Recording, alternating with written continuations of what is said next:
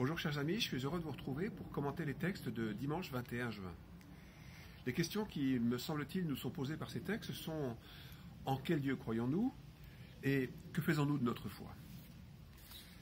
Jérémie commence par nous montrer le Dieu de l'Ancien Testament.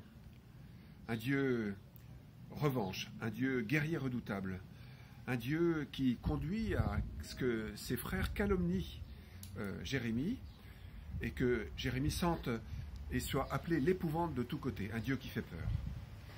Mais ce Dieu qui fait peur, ce Dieu de la revanche, c'est aussi un Dieu qui scrute l'homme juste et qui sauve le malheureux de la main des méchants. Le psaume 68 continue un petit peu dans la même veine. Il est difficile d'être le prophète du Seigneur. Pour le Seigneur, Jérémie ou le psalmiste endure l'insulte, la honte rejaillit sur lui et il devient un inconnu pour ses frères.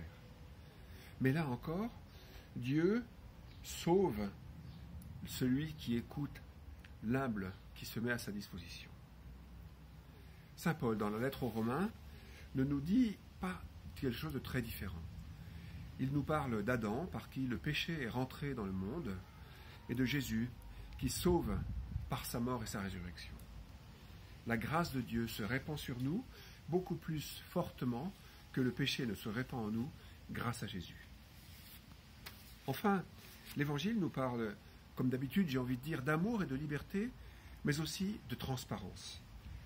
Rien n'est voilé qui ne sera dévoilé, rien n'est caché qui ne sera connu. Annoncez cela sans peur. Alors nous qui croyons en un Dieu d'amour, en un Dieu de liberté, en un Dieu qui sait tout, qui pèsera tout avec nous au jour du jugement dernier, au jour de notre jugement après notre mort terrestre, que faisons-nous de cette foi que nous avons? Est-ce que nous l'annonçons à nos frères? Est-ce que nous leur disons notre joie, notre bonheur de croire en Dieu et de se savoir aimé par lui? Ou bien est-ce que nous gardons cela pour nous comme un trésor personnel? Qu'est-ce que nous sommes égocentrés avec ce trésor? Voilà, Dieu, nous devons le craindre, c'est-à-dire être en permanence stupéfait par sa grandeur, la grandeur de son amour, le louer, le respecter, mais ne pas en avoir peur parce que Dieu nous aime et il nous aimera toujours. Je vous invite à progresser sur ce chemin, de vous poser la question de qui est pour moi le Dieu en quel je crois? Est-ce le Dieu de l'Ancien Testament, un Dieu vengeur, un Dieu redoutable, ou est-ce le Dieu d'amour du Nouveau Testament après que Jésus nous ait donné son enseignement? Et puis, qu'est-ce que je fais de cet amour? Qu'est-ce que je fais de cette révélation qui m'est faite de Dieu par rapport à tous ceux que je croise? Bon chemin jusqu'à dimanche.